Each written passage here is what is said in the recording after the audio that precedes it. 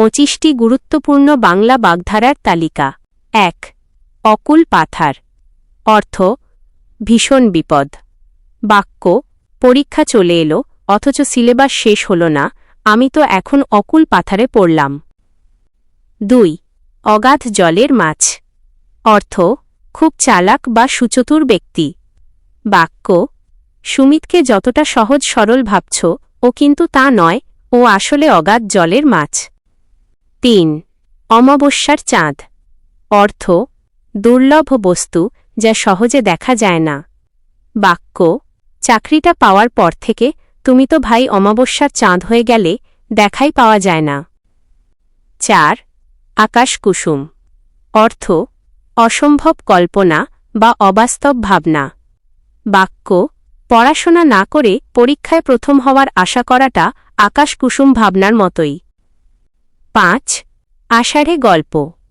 অর্থ মনগড়া বা অবিশ্বাস্য গল্প।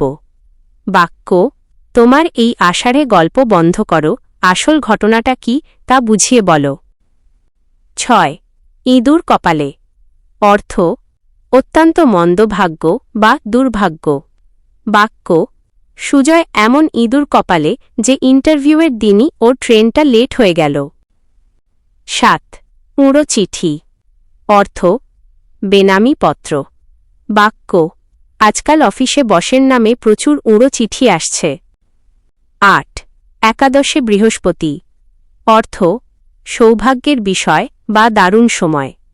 বাক্য লটারিতে প্রথম পুরস্কার পাওয়ার পর থেকেই রহিমের এখন একাদশে বৃহস্পতি চলছে। ৯. কূপমণ্ডুক। অর্থ সংকীর্ণ মনা বা সীমাবদ্ধ জ্ঞানের মানুষ। বাক্য শুধু নিজের গ্রামটুকুই সব নয়, কূপমণ্ডুক হয়ে থাকলে দুনিয়াটা চেনা যায় না। ১০. কেঁচো খুঁড়তে সাপ। অর্থ সামান্য ঘটনা থেকে বিরাট রহস্য বা বিপদ বেরিয়ে পড়া। বাক্য একটা ছোট চুরির তদন্ত করতে গিয়ে পুলিশ তো কেঁচো খুঁড়তে সাপ বের করে ফেলল। ১১. গোঁফ খেজুরে। অর্থ অত্যন্ত অলস ব্যক্তি। বাক্য ওই গোঁফ খেজুরে লোকটাকে দিয়ে কোনো কাজ হবে না, ও শুধু বসে বসে খেতে পারে। ১২. গোবর গণেশ। অর্থ মূর্খ বা নিরেট বোকা। বাক্য ছেলেটা তো একদম গোবর গণেশ, এতবার বোঝানোর পরও অঙ্কটা মাথায় ঢুকল না। ১৩. চোখের বালি। অর্থ চক্ষুর শুল বা অপ্রিয় ব্যক্তি। বাক্য সৎ মায়ের কাছে অনাথ ছেলেটি সবসময় চোখের বালি হয়ে রইল। ১৪. ছাই চাপা আগুন। অর্থ অপ্রকাশিত সুপ্ত প্রতিভা বা গুণ।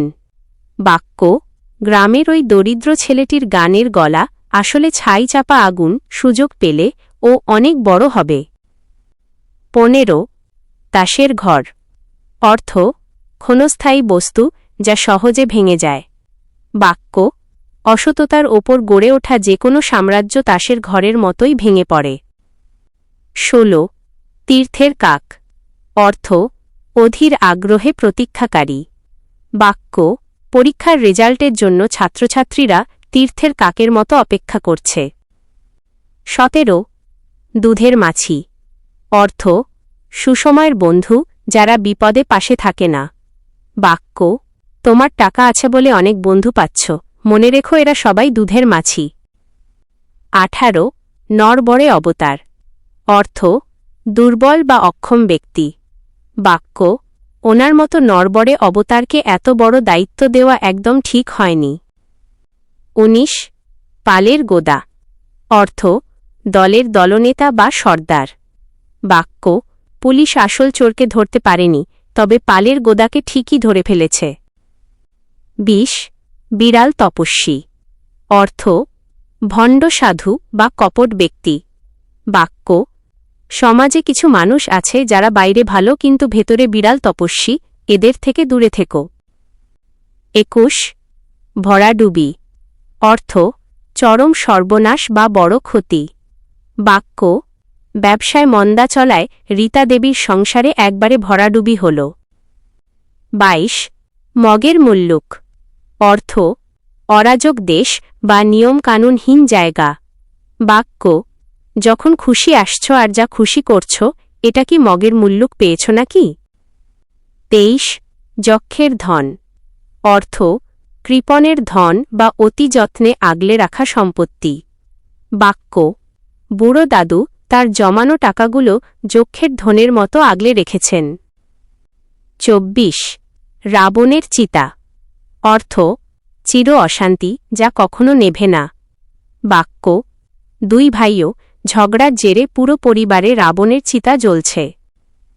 25 হাড়ে বাতাস লাগা। অর্থ শান্তি পাওয়া বা স্বস্তি মেলা। বাক্য ছেলেটা একটা ভালো চাকরি পেয়েছে শুনে মায়ের হাড়ে একটু বাতাস লাগল। নতুন ভিডিওর আপডেট পেতে সাবস্ক্রাইব করুন এবং বেল আইকনটি ক্লিক করে আমাদের পাশে থাকুন। আপনার প্রিয় টপিকটি কমেন্ট করে আমাদের অবশ্যই জানান।